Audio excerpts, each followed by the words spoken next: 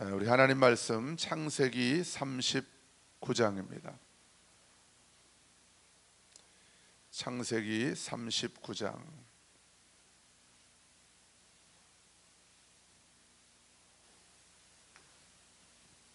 (39장) 1절부터 6절까지 말씀입니다. 1절부터 6절까지. 우리 다 같이 일어나셔서 한 목소리로 함께 읽겠습니다. 39장 1절부터 6절까지 시작. 요셉이 이끌려 애굽에 내려가매 바로의 신하치위대장 애굽 사람 보디발이 그를 그리로 데려간 이스마엘 사람의 손에서 요셉을 산이라. 여호와께서 요셉과 함께 하심으로 그가 형통한 자가 되어 그의 주인 애굽 사람의 집에 있으니 그의 주인이 여호와께서 그와 함께 하심을 보며 또 여호와께서 그의 범사에 형통하게 하심을 보았더라. 요셉이 그의 주인에게 은혜를 입어 섬김에 그가 요셉을 가정 총무로 삼고 자기의 소유를 다 그의 손에 위탁하니 그가 요셉에게 자기의 집과 그의 모든 소유물을 주관하게 한 때부터 여호와께서 요셉을 위하여 그 애굽 사람의 집에 복을 내리심으로 여호와의 복이 그의 집과 밭에 있는 모든 소유에 미친지라. 주인이 그의 소유를 다 요셉의 손에 위탁하고 자기가 먹는 음식 외에는 간섭하지 아니하였더라. 요셉은 용모가 빼어나고 아름다웠더라. 아멘. 자리에 앉으십시오.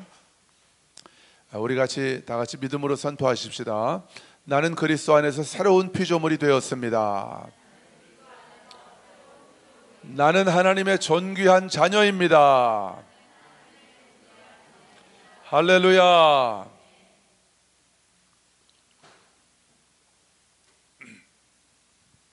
자, 오늘은 형통이라고 하는 주제를 살펴보겠습니다. 형통. 여러분, 형통이 뭐라고 생각을 하십니까? 형통. 예? 내가 하는 일마다 잘 되는 게 형통이죠, 그죠?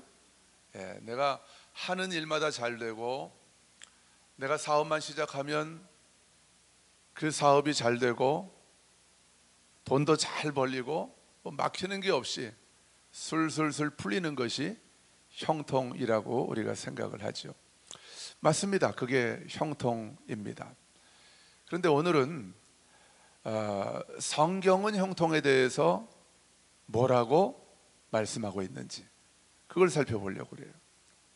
특별히 하나님께서 우리에게 주시기 원하시는 형통은 무엇인지, 여러분, 우리가 그것을 받아야 되지 않겠습니까?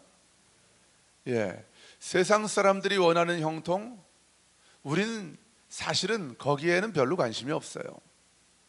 왜냐하면 어차피 우리의 소망은 세상에 있지 않기 때문이에요. 하나님께 있기 때문입니다. 우리가 원하는 형통은 하나님이 나에게 주시기 원하시는 형통이에요.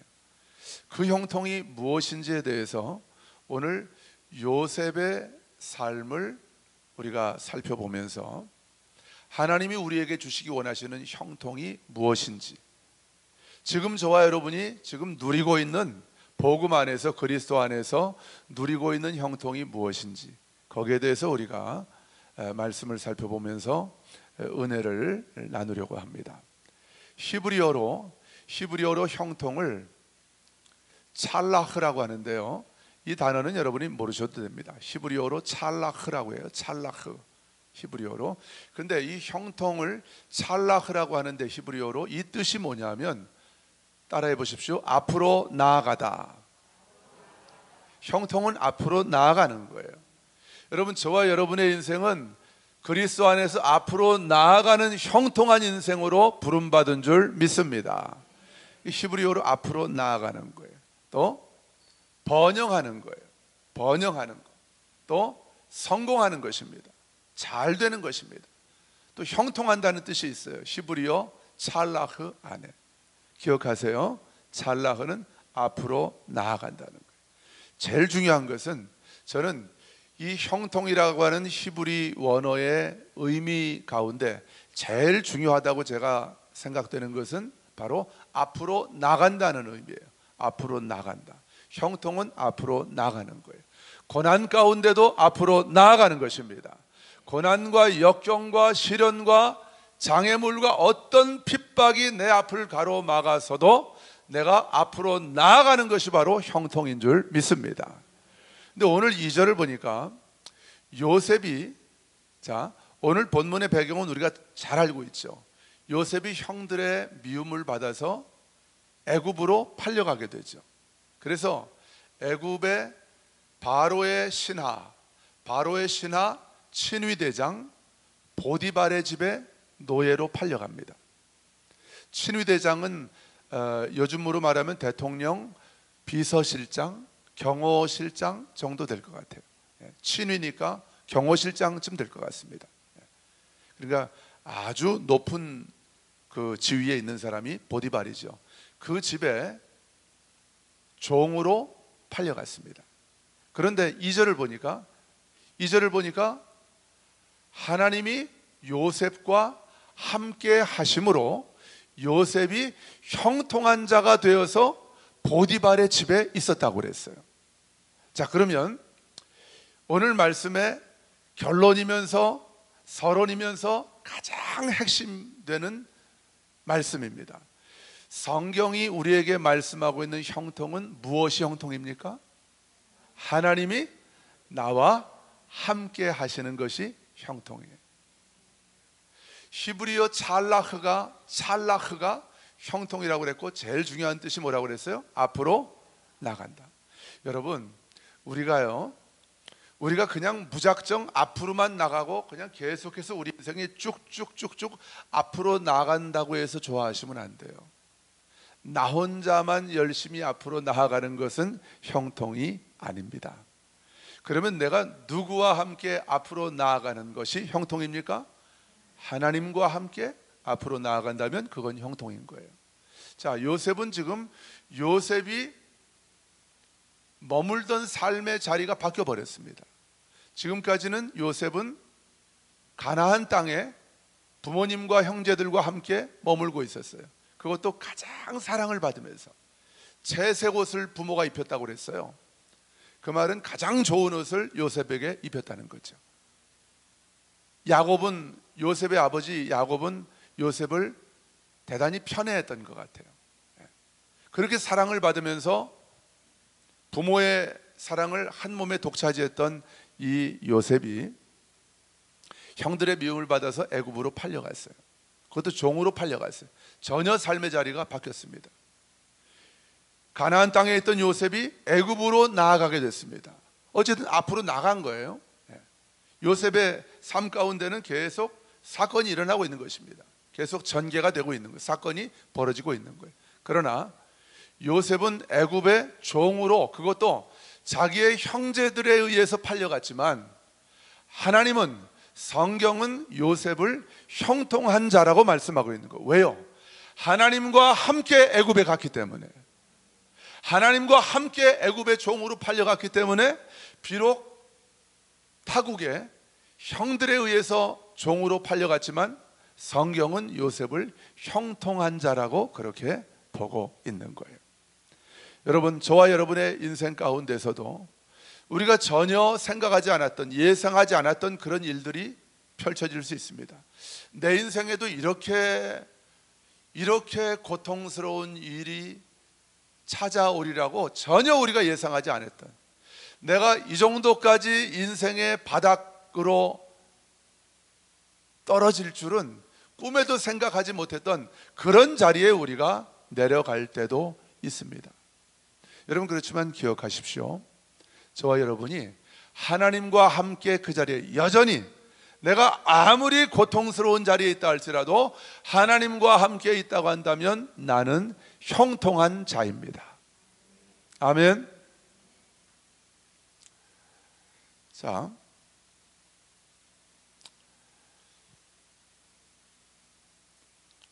오늘 2절을 보니까 하나님이 함께 하심으로 요셉이 형통한 자가 되었다고 그랬어요. 형통한 자. 저는 이 단어에 좀 오늘 설교에 초점을 맞추고 싶어요. 형통한 자. 같이 합시다. 형통한 자. 선포합시다. 나는 그리스도 안에서 형통한 자입니다. 왜 그렇습니까? 하나님이 나와 함께 하시기 때문에. 아멘. 요한복음 14장 20절 보면 예수님이 성령을 우리에게 보내주시겠다고 약속하시면서 이렇게 약속하셔요. 그날에는, 이 성령이 우리에게 오시는 날입니다. 그날에는 내가 아버지 안에, 예수님이 아버지 안에, 너희가 내 안에. 자, 우리가 예수님 안에, 또 내가 너희 안에 있는 것을 너희들이 알리라 그랬어요. 자, 묻겠습니다. 여러분, 저와 여러분 안에 성령님이 오셨습니까? 성령님이 내 삶의 주인이 되셨습니까? 그렇다면 예수님이 요한복음 14장 20절에서 약속하신 그 약속, 그날에는 내가 아버지 안에, 너희가 내 안에, 내가 너희 안에 있는 것을 너희들이 알게 될 것이다. 이 예수님의 약속의 말씀이 저와 여러분 안에, 여러분의 삶 가운데 성취가 되어 있는 거예요. 하나님이 우리와 함께 하십니다. 마태복음 28장 20절, 예수님이 부활하시고 이 세상을 떠나시고 제자들을 떠나시면서 승천하시면서 마지막에 남기신 말씀이 있어요. 볼지어다 세상 끝날까지 내가 항상 너희와 함께 있을지어다. 여러분, 우리는 그리스도 안에서, 복음 안에서 세상 끝날까지 주님이, 하나님께서 저와 여러분과 함께 하시는 자가 바로 저와 여러분인 것입니다. 그러므로 우리의 결론은 형통한 자예요. 저와 여러분의 정체성은 형통한 자인 것입니다. 아멘. 근데 많은 사람들이, 심지어는 하나님의 자녀라고 하는 성도들조차도 이 형통의 의미를, 세상 사람들이 쫓는 그 형통을 우리도 그렇게 생각하고 쫓는 거예요. 세상 사람들처럼 잘 먹고 잘 살면 그게 형통이라고 생각을 하는 거예요. 하나님이 우리에게 주시기 원하시는 형통은 그게 아닙니다. 왜 그런지 아세요? 우리가 세상에서 잘 먹고 잘 살고 아무것도 아쉬운 게 없는 상태가 되면, 그럼 우리가 어떻게 됩니까? 우리의 마음이 하나님으로부터 멀어지게 돼 있어요. 저도 그런 어떤 그 삶을 살아봤거든요. 목회하면서 아쉬운 게 없어요. 교인들이 뭐 몇백 명이 저를 사랑하고, 이 뭐 그냥 아이돌 부럽지가 않더라고요. 제가, 교인들이 얼마나 꿀 떨어지는 그런 표정으로 저를 바라보든지, 여기 앉아있던 분들도 다 그랬던 분들이에요. 저를 지금도 그렇게 꿀 떨어지는 눈으로 쳐다보지만, 그저 그냥 제가 사랑스러워가지고, 어떤 분은 제 뒤통수만 봐도 너무 사랑스럽대요. 앞통수는 별로 사랑스럽지 않다는 뜻인지 모르겠는데, 뒷꼭지만 봐도 너무 사랑스럽다는 거예요. 뭐 그런 사랑을 받아봤어요. 뭐 차도 좋은 차 타고, 사례비도 뭐 남부럽지 않게 받고, 결혼식 주례가 얼마나 많은지, 이 결혼식 주례 하려면은 너무 제가 바쁜 거예요. 그럼 결혼 주례비 받으면 또 그거 가지고 그냥 아쉬운 것 없이 저도 그렇게 살아봤습니다. 목사였지만. 그랬더니요, 제 마음이 슬슬 제 마음 안에서 교만이 올라오는 거예요. 아, 여기가 좋사오니, 여기가 천국이구나, 이 교회가 바로 천국이구나. 그러면서 하나님이 저를 광주 땅에 보내신 목적, 이유, 여기에 관심이 없는 거예요. 그래서 여기서 목회 열심히 잘해서 이 교회에서 누리는 이 행복, 이걸 잃어버리지 않고 싶은 그 마음밖에 없는 거예요. 저는 목회를 했지만 한때는 세상이 주는 그 형통, 그 행복을, 하나님의 영광, 하나님의 나라, 하나님의 이름을 앞에 내세우고 들먹였지만, 제 마음속 깊은 곳에는 그런 동기가 숨어 있었던 것이죠. 여러분, 하나님은 우리의 가난의 문제를 해결해 주는데 먼저 관심이 있으신 게 아니에요. 우리 병든 몸을 고쳐주시는데 먼저 관심 있으신 게 아니에요. 우리의 중심, 나의 정체성을 하나님은 바꿔주시기를 원하시는 거예요. 에덴 동산에서 잃어버렸던 그 하나님과 동행하는, 하나님과 하나 돼서 그분이 주시는 기쁨, 그분이 주시는 생명과 그 평강으로만 살아가는 그런 신분으로, 그런 정체성으로 하나님은 저와 여러분을 바꿔주시기를 원하시는 거예요. 그래서 하나님은 저와 여러분이 형통을 쫓아다니는 사람들이 아니라, 많은 사람들이 형통을 쫓아갑니다. 돈을 쫓아갑니다. 성공을 쫓아갑니다.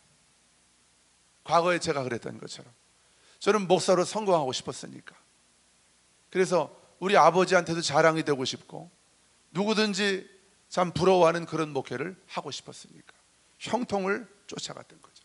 하나님은 저와 여러분이 형통을 쫓아가는 자가 아니라 형통한 자로 이 땅에서 살아가기를 원하시는 거예요. 내가 형통한 자가 되는 거예요, 여러분. 그러면 내가 가는 곳마다 형통이 나를 따라오는 것입니다. 내가 형통한 자가 되는 게 뭐라고요? 오늘 이게 이 설교의 핵심이에요. 결론입니다. 하나님이 나와 함께 하시는 거예요. 여러분들에게 질문하겠습니다. 하나님이 나와 함께 하시는 삶을 살기 위해서 우리가 노력을 많이 해야 되죠? 노력을 많이 해야 됩니까? 애쓰고 금식하고 철야하고 아둥바둥 발버둥을 쳐야 하나님이 나와 함께 하십니까? 그렇지 않습니다. 그렇지 않아요. 여러분, 하나님은 나의 아버지십니다. 나는 하나님의 사랑받는 자녀입니다. 나는 하나님의 기쁨입니다. 그런데 하나님이 나와 함께 하시는데 뭐가 그렇게 어렵습니까? 뭐가 그렇게 대단한 노력이 우리에게 필요합니까? 우리 아들이 저기 있지만 저 아들과 제가 함께 하는데 무슨 큰 노력이 있습니까? 아무것도 필요 없어요. 제가 아들 방에 이제는 성인이 됐기 때문에 마음대로 들어가지 않습니다. 그전엔 들어가서 아무 때나 제가 침대에 누워서 끌어안기도 하고 뽀뽀도 하고 그랬지만은 지금은 아이가 허락을 해줘야만 제가 들어갈 수 있는 거예요. 제가 아무 때나 안 갑니다. 왜냐하면 인격체로 성인으로 제가 아들을 존중하기 때문에. 하나님은 저와 여러분을 사랑하는 하나님의 아들, 딸들로 예수님의 피로 값주고 사셔서 하나님의 자녀로 저와 여러분들을 택하셨습니다. 그렇지만 하나님은 저와 여러분을 인격적으로 대하십니다. 하나님은 아주 인격적인 분이시죠. 하나님은 무례하지 않습니다. 고린도전서 13장 사랑장을 보면 사랑은 어떻게 한다고요? 무례히 행치 않는다고 그랬어요. 우리를 향한 하나님의 사랑도 결코 무례하지 않습니다. 아무 때나 밀고 들어오시는 분이 아니에요. 그러면 하나님이 나와 함께 하시면서 내가 온전한 하나님의 사랑 안에서 살아가는 유일한 길은 뭡니까? 내 마음을 여는 거예요. 내 마음을 여는 것입니다. 아버지 사랑합니다. 아버지 내 삶에 오셔서 이미 내 안에 계신데 내 삶을 아버지께 완전히 열어드리오니 아버지 내 삶을 주장하여 주시옵소서. 아버지 내 삶을 책임져 주시옵소서. 이렇게 쉬워요. 이게 복음입니다. 쉬워서 복음인 거예요. 같이 해보십시다. 쉽기 때문에 복음입니다. 복음은 쉬운 거예요. 종교는요 어려워요. 종교는요 해야 되는 게 많아요. 율법이 따라옵니다. 항상 법전이 따라오는 거예요. 종교는 뭘 해야 돼요. 그래야 그 신을 기쁘게 할 수 있어요. 근데 복음은 내가 할 거 아무것도 없어요.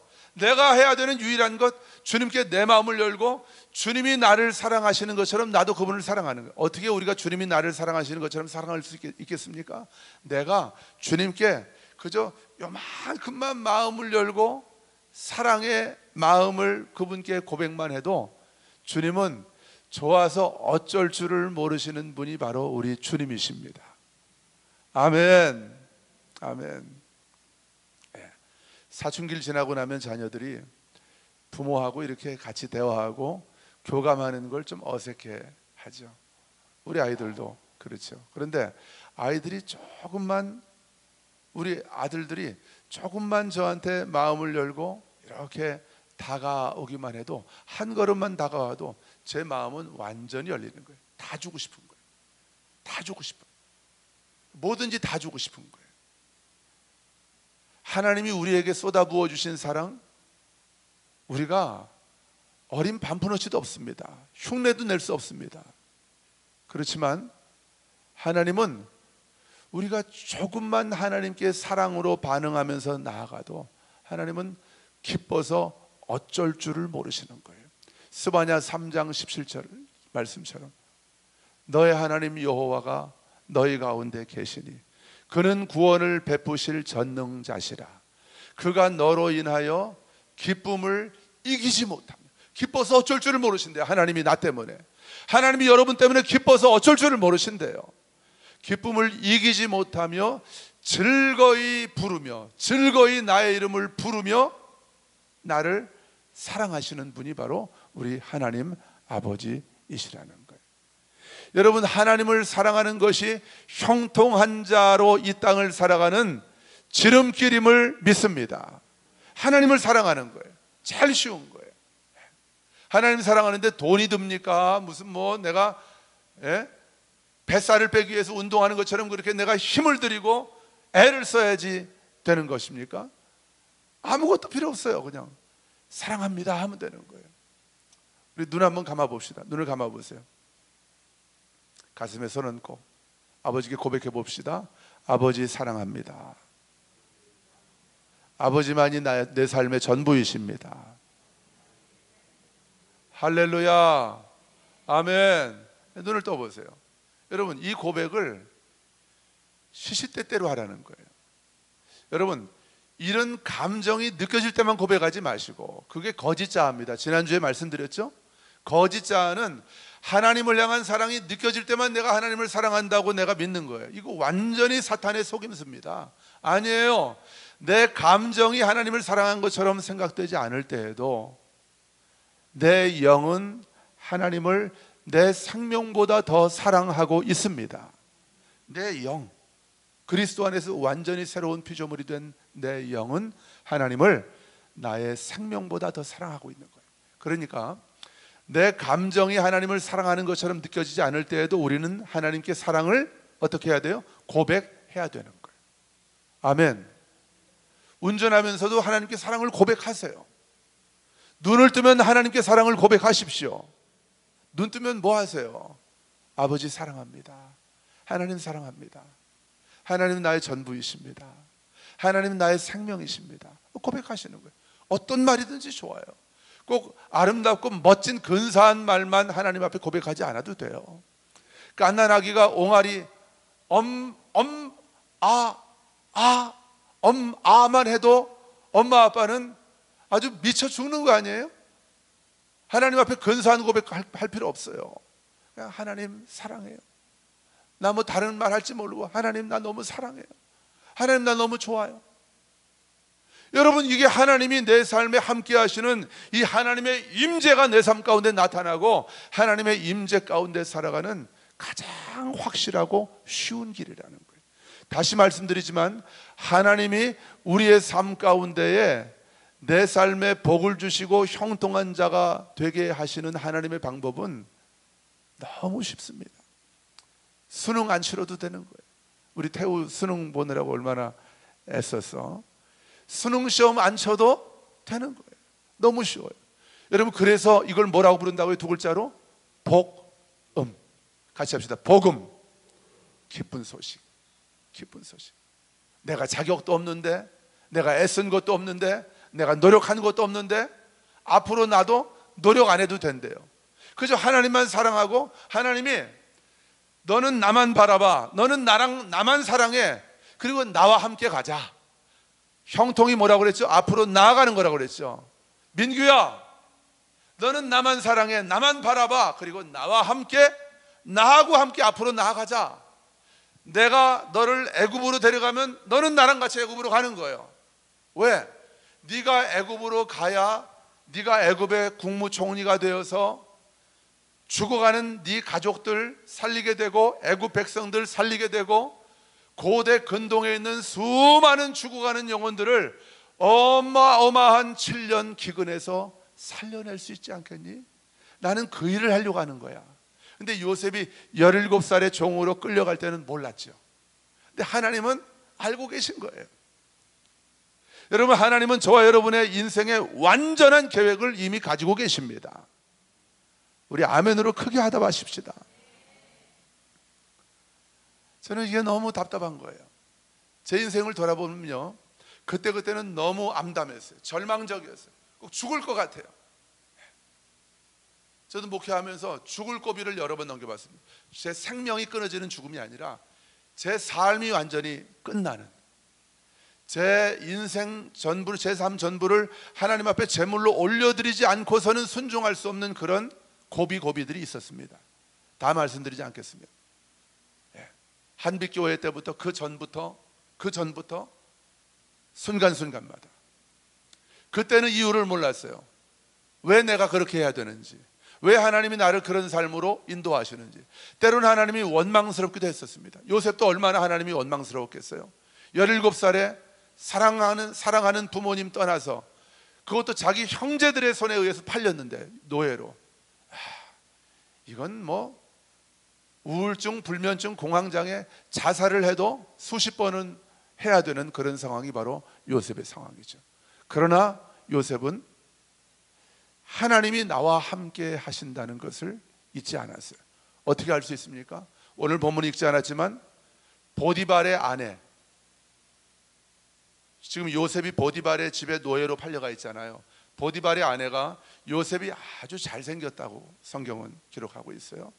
아주 17살에 팔려갔으니까 이제 한 17, 18, 19 됐겠죠. 그 보디발의 아내가 요셉한테 반한 거예요. 그래서 요셉하고 동침하자고 계속 이렇게 유혹을 하는 겁니다. 보디발의 집에 아무도 없어요. 다 사람들은 나갔고 보디발의 아내하고 요셉밖에 없어요. 그런데 요셉이 그 유혹을 뿌리칩니다. 옷을 붙잡고 늘어지니까 옷을 벗어버리고 바깥으로 나갑니다. 그 보디발의 아내에게 그렇게 말해요. 나를 보는 사람이 아무도 없어도 하나님이 나를 보고 계신데, 하나님이 나와 함께 계신데 내가 어찌 하나님 앞에서 하나님께 죄를 지을 수가 있겠습니까? 여러분, 우리가 여기서 알 수 있죠? 요셉이 어떻게 살았는지. 이 어린 요셉이지만, 17, 10대 후반의 요셉이지만 하나님이 나를 떠나지 않는다는 것을 이 요셉은 알았던 거예요. 왜냐하면 요셉의 증조 할아버지, 맞죠? 이삭, 야곱, 이삭, 아브라함. 요셉의 증조 할아버지 아브라함에게 하나님이 하신 언약이 있거든요. 내가 너를 떠나지 않겠다. 내가 너를 떠나지 않겠다. 네 자녀들이 이방 나라에서 종살이를 하게 되겠다. 400년 동안 객이 될 것이다. 근데 400년 후에 네 자손들이 돌아오게 될 것이다. 이방 나라에서 하나님이 아브라함에게 약속하셨어요. 이 히브리 사람들은요, 대단합니다. 부모가 조상 때부터 받았던 하나님의 약속을 절대 자기만 알고 그렇게 지나가 버리지 않습니다. 반드시 다음 세대로 그 약속을 대물림합니다. 아브라함은 자기 아들 이삭에게, 이삭은 자기 아들 야곱에게, 야곱은 요셉에게. 그러니까 요셉은 내가 어디를 가든지 우리 하나님은 나와 함께 하신다는. 왜? 우리 증조 할아버지 아브라함, 우리 할아버지 이삭, 우리 아버지 야곱과 맺으신 그 언약 때문에 하나님의 사랑은 결코 나를 떠나지 않는다. 여러분, 이게 헤세드입니다. 히브리어로 헤세드예요. 이 하나님의 언약 때문에 하나님이 나와 함께 하시는 거예요. 내가 근사하고 의롭고 착하고 선한 일을 많이 했기 때문에 하나님이 나와 함께 하시는 게 아니에요. 여러분, 우리가 아무리 노력을 해도 하나님이 나와 함께 하실 만큼 나는 선해질 수 없습니다. 그래서 예수님이 나를 의롭게 하신 것입니다. 예수님이 십자가에서 피 흘리시고 죽으셔서 나를 의롭게 하신 거예요. 그래서 저와 여러분의 삶 가운데는 하나님이 나와 함께 하실 수 있는 완벽한 필요 충분 조건이 충족이 되어 있는 거예요. 하나님은 나와 함께 하실 완전한 조건이 내 안에 이미 준비가 되어 있는 거예요. 누구 때문에요? 예수님 때문에. 내 안에 계신 예수님 때문에. 그러니까 요셉은 그런 보디발의 아내도 꽤 예뻤을 거예요. 그런 여인이 자기를 유혹하는데도 이걸 뿌리치는 거예요. 왜? 둘밖에 없잖아요. 아무도 안 보거든요. 그러면 요셉이 아이 모르겠다, 그냥 한번 즐기자 하고 잘해주면 오히려 요셉은 특별한 사랑을 받게 되겠죠. 그러면서 이 보디발의 아내가 요셉을 잘 후견인처럼 잘 봐주겠죠. 자기 연인이니까. 근데 요셉은 거기에 타협하지 않았던 거예요. 그 유혹에 굴복하지 않았던 거예요. 왜? 하나님이 나를 보고 계시니까. 하나님이 내 안에 계시, 하나님이 나와 함께 계시니까. 이게 요셉이 하나님이 함께 하시는 삶을, 비록 애굽에 갔지만 그런 삶을, 그런 정체성으로 살았다고 하는 증거인 것입니다. 여러분, 우리가 죄의 유혹을, 이 달콤한 죄의 유혹을 어떻게 이길 수 있습니까? 매일 말씀만 보면 됩니까? 말씀만 보면 내가 이길 수 있습니까? 말씀을 통해서 우리가 그리스도 안에서, 복음 안에서 내가 누구인지를 정확하게 봐야 되는 거예요. 여러분, 나는 하나님의 자녀인 것입니다. 나는 그리스도의 신부인 것입니다. 주님이 내 안에, 내가 주님 안에 있는 거예요. 아무도 나를 보는 사람이 없어도 하나님이 나를 보고 계신 거예요. 하나님이 나와 함께 계시는 거예요. 그렇기 때문에 어떤 유혹, 아무리 달콤한 죄의 유혹도 요셉처럼 물리칠 수가 있는 거예요. 여러분, 이게 바로 형통한 자인 것입니다. 오늘 본문을 보면 하나님이 요셉과 함께 계심으로 요셉을 형통한 자가 되게 하시고, 하나님은 저와 여러분이 형통을 쫓아다니는 자가 아니라 형통한 자로 하나님은 이 땅에 저와 여러분을 세우셨습니다.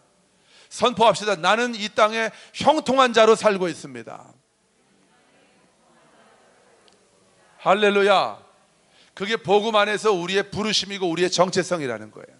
아멘. 여러분, 돈 많은 사람들 쫓아다니지 마십시오. 돈 많은 친구들 쫓아다니지 마세요. 그 사람 쫓아다닌다고 내가 형통한 자가 되는 게 아니에요. 하나님과 함께 있어야 내가 형통한 자가 되는 것입니다.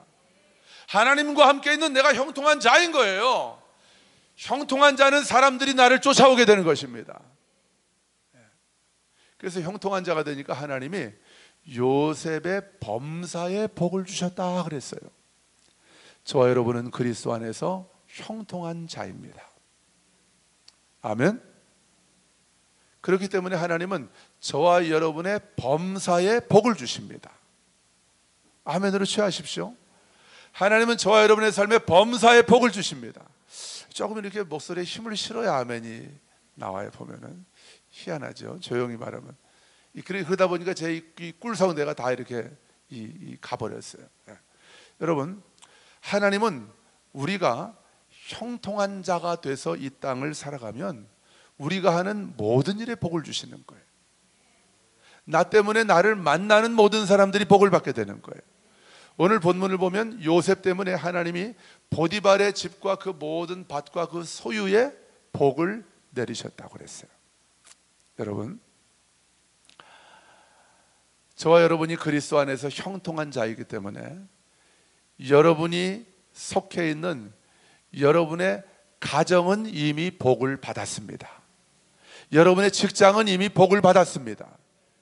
우리 초대교회는 하나님과 동행하는, 복음 안에서 하나님과 함께하는 복음의 정체성으로 살아가는 주님의 몸된 교회가 바로 우리 초대교회인 줄 믿습니다. 여러분, 그렇기 때문에 초대교회가 광주 땅에 있다는 것은 광주 땅이 이미 복을 받았다는 거예요. 아멘. 우리 선포합시다. 광주는 초대교회 때문에 복을 받았습니다.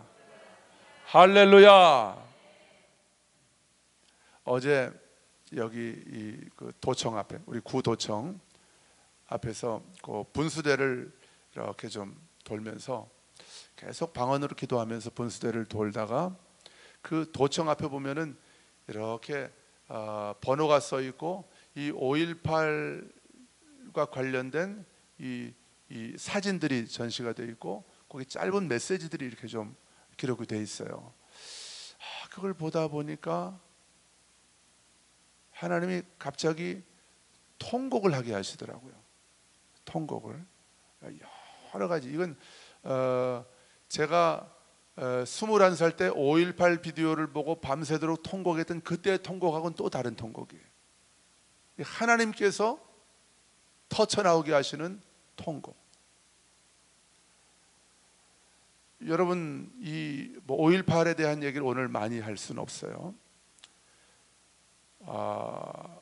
아주 극보수 진영에서는 5.18이 무슨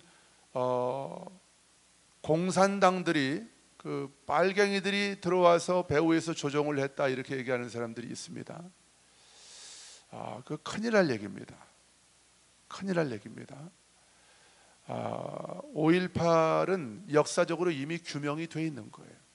5.18 당시에 광주는 완전히 봉쇄가 됐습니다. 나가지도 못하고 들어오지도 못하고 먹을 것도 들어올 수가 없어요. 그래서 광주 안에 여러분 다 기억하시잖아요. 저는 그때 광주에 없었습니다만은 광주에 있던 분들 다 기억하시죠? 김밥 싸서 주먹밥 싸서 서로 날라주고 또 과일 날라주고 물, 음료수 서로 날라주면서 시민군들이 스스로 이 시민군을 조직해 가지고 이 절도, 강도, 폭력, 탈취 이런 사건이 한 건도 일어나지 않았던 게 바로 그 5.18 당시 그 열흘 동안. 그런데 그렇게 봉쇄를 해놓고 전두환 그 일당과 그 신군부가 여기를 완전히 시범 케이스로 타겟으로 삼은 겁니다. 공포 정치로. 그때 민주화의 물결이 얼마나 들불처럼 일어났어요. 그걸 완전히 잠재우려고 여기를 타겟으로 세운 거죠. 그리고 여기를 봉쇄하고. 어떤 시민들이 총을 들고 그 나라의 군대하고 싸우고 싶겠어요? 어떤 시민들이? 여러분이 5.18 당시에 광주 시민이라면 그렇게 하고 싶겠습니까? 누구도 그렇게 하고 싶은 사람 없습니다. 근데 죽이니까 그렇게 무자비하게 죽이니까 그렇게 싸운 거죠. 뭐 그게 잘한 것이다, 그 법을 어긴 것이 잘한 것이다 이런 얘기를 하려고 하는 것이 아니에요. 광주가 갖고 있는 그 아픔을 얘기하고 있는 것입니다. 근데 그런 이제 자료들이 쭉 나와 있는, 그런 역사가 쭉 나오는 거예요. 그걸 보면서 하나님이 통곡을 하게 하시더라고요. 그러면서 하나님, 이런 기도를 제가 했어요. 하나님 어떻게 하실 겁니까? 이 광주의 상처, 이 아픔을 어떻게 하실 겁니까? 하나님이 이대로 놔두면 우리 역사는 계속해서 매년 5월만 되면 이 상처를 곱씹고 이 아픔을 곱씹고 가해자들은 끝까지 죄를 인정하지 않고 또 이런 피해를 입은 상처를 본 분들은 계속해서 또 그 가해자들을 용서하지 못하고 언제까지 이 미움에, 이 원한에 한 맺힌 원한의 미움의 이 고리가, 이 쇠사슬이, 이 연결고리가 언제까지 이어져야 됩니까? 하나님은 언제 이것을 끝내시겠습니까? 하나님은 어떻게 끝내실 겁니까? 이런 기도가 막 나오는 거예요. 하나님 앞에서. 하나님이 두 글자를 저에게 주셨습니다. 민규야, 복음밖에 없다. 복음밖에 없다. 이 광주의 아픔과 이 상처, 이 한 맺힌 그 고등학생 딸들을, 자식들을, 남편을 그 공수부대의 총칼 앞에서 잃어버렸던, 그리고 그들이 누워있는 그 관을 보고 있는 그 부모들의 아직까지도 남아있는 그 한, 그걸 이용해서 지금도 계속해서 이 광주가 거룩한 여호와의 영광의 빛을 온 세계 가운데, 열방 가운데 대한민국 안에 비추지 못하도록 광주를 미혹하고 눈을 멀게 하고 또 분열하게 하는 이 원수마귀, 이 원수마귀의 역사 괴계를 끊어버리고 이 광주의 아픔을 치유할 수 있는 유일한 주님께서 주신 우리의 대안은 바로 복음밖에 없다는 것을 주님께서 어제 깨닫게 해주셨습니다. 저기를 돌 때마다 주님이 계속 생각하게 해주시는 거예요.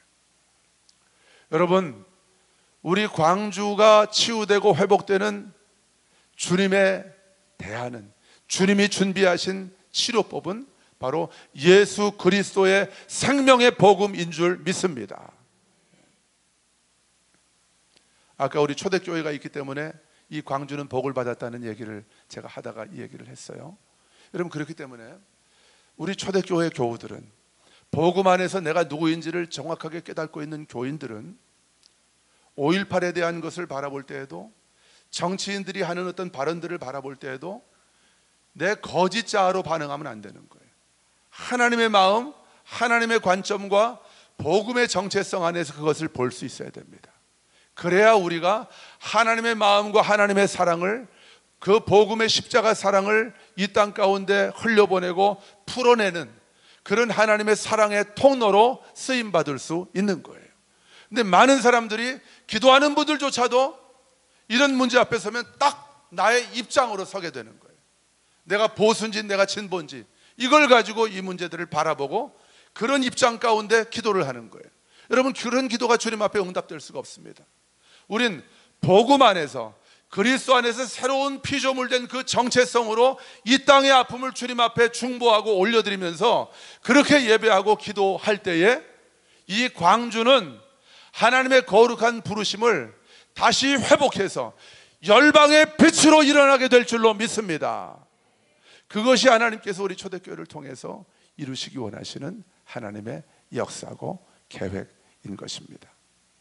여러분, 말씀을 정리하겠습니다.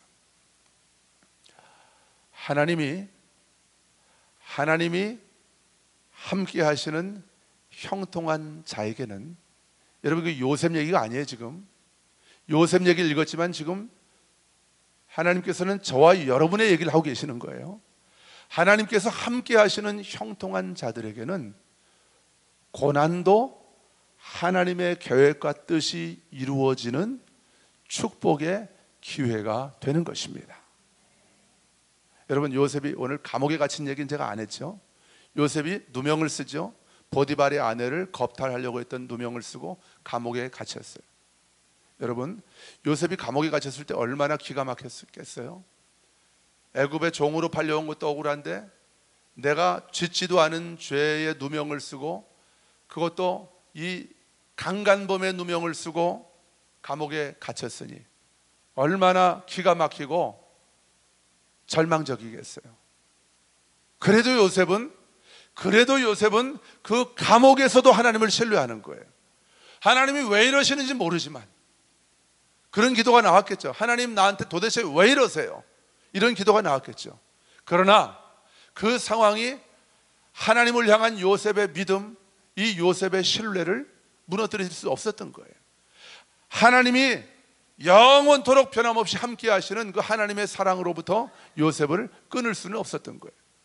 여러분, 그 감옥은, 요셉이 들어갔던, 누명을 쓰고 들어갔던 감옥은 하나님께서 하나님의 계획을 이루시기 위해서 요셉이 꼭 만나야 될 사람을 만나게 하시기 위해서 하나님이 준비한 장소가 바로 감옥이었습니다.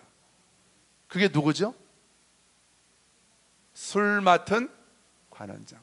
그 요셉이 갇혀있는 감옥 안에 바로의 아주 높은 부하 둘이 들어와요. 술 맡은 관원장. 왕에게 술을 드리기 전에 자기가 먼저 맛을 보고 점검하고 이게 혹시라도 독이 들었는지, 과거에는 이렇게 독살하는 그런 경우가 많았으니까 이런 걸 점검하고 왕에게 올리는 거예요. 떡 맡은 관원장은 음식을 맡아서 여기에 어떤 독이 들었는지 이런 것 관리하고, 상하진 않았는지 관리하고, 그래서 왕에게 이제 올려드리는 아주 높은 자리에 앉아 있는 사람입니다.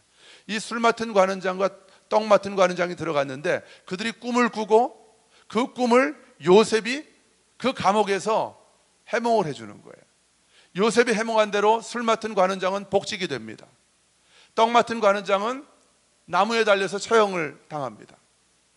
그 술 맡은 관원장이 이제 떠날 때 요셉이 나를 기억해달라고 그랬는데 이 사람이 2년 동안 잊어버려요. 근데 바로가 꿈을 꿉니다. 애굽의 왕 바로가. 근데 바로가 꿈을 꿨는데 이 내용을 해몽해 줄 사람이 아무도 없어가지고 애굽엔 아무도 없는 거예요. 왜냐하면 하나님께로부터 온 꿈은 하나님의 사람만 해몽해 줄 수 있는 것입니다. 이건 점쟁이들이 해몽할 수 없는 거예요. 그러니까 바로가 꾼 꿈을 아무도 풀어주질 못하는 거예요. 그때 술 맡은 관원장이 2년 동안 까맣게 잊어버리고 있던 그 요셉을 기억하는 거예요. 그리고 요셉을 불러냅니다. 요셉이 바로 앞에 서는 거예요. 이 일을 계기로 요셉이 애굽의 총리가 돼서 자기 가족들을 살리고 애굽을 구원하고 온 열방을 구원하는 하나님의 축복의 통로로 그렇게 쓰임을 받게 된 것이다, 그 말씀이에요. 여러분, 그러면 요셉이 들어갔던 감옥은 고난의 자리입니까? 축복의 자리입니까? 생명을 잉태하는 엄청난 하나님의 그 완전하신 계획이 성취되는 그런 하나님이 준비하신 기가 막힌 축복의 장소가 바로 감옥이었다는 거예요. 여러분, 지금 요셉과 같은 그런 고난의 시간을 통과하고 있는 분들이 있습니까? 기억하십시오. 우리 그때는 몰라요. 내가 고난 앞에 서 있을 때는 어떤 의미가 나에게 있는지 몰라요. 여러분, 몰라도 괜찮습니다. 그러나 지나보면 한 20년쯤 지나서 돌아보면 그 의미를 하나님이 영적으로 풀어주십니다. 왜 내가 그 자리에 갔어야 했고 왜 나에게 그런 고난이 있었는지를 하나님이 풀어주십니다. 내가 기도할 때 그럼 알게 되는 거예요. 저는 제 인생이 싹 정리가 됐어요. 제 인생. 앞으로도 어떤 고난이 저를 찾아올지 전 모릅니다. 그러나 그 고난의 내용은 전 별 관심이 없어요. 그 고난을 제가 어떻게 풀어가야 될지도 별로 저는 걱정할 게 없어요. 중요한 것은 내가 하나님을 사랑하고 그분을 바라보고 주와 동행하는 자, 형통한 자로 그 고난 앞에 선다고 한다면 그 고난도 주님은 사용하셔서 하나님의 완전하신 계획을 이루는 축복의 도구로 사용하실 줄 믿습니다. 저와 여러분이 바로 그런 사람들이에요. 이게 우리의 정체성입니다. 다시 선포합시다. 나는 그리스도 안에서 형통한 자이다. 주님 한 분만 사랑하겠습니다. 주님 한 분만 따라가겠습니다. 내 삶을 받으시옵소서. 나를 인도하여 주옵소서. 할렐루야. 이 형통한 자의 정체성으로 주와 동행하면서 많은 사람들을 부요하게 하고 많은 사람들을 복되게 하고 내 삶을 통해서 나는 그때는 몰랐지만 내가 인생을 되돌아보고 주님 앞에 설 때에 그때 그 일을 통해서 주님이 나를 통해 이런 놀라운 일들을 그분이 계획하셨고 준비하셨고 이루셨구나, 이렇게 간증하면서 우리 아버지께 영광 돌리게 되는 그런 저와 여러분의 삶이 되기를 주님의 이름으로 축원합니다. 우리 같이 일어나셔서 같이 찬양하겠습니다. 내 이름 아시죠? 찬양하십시다.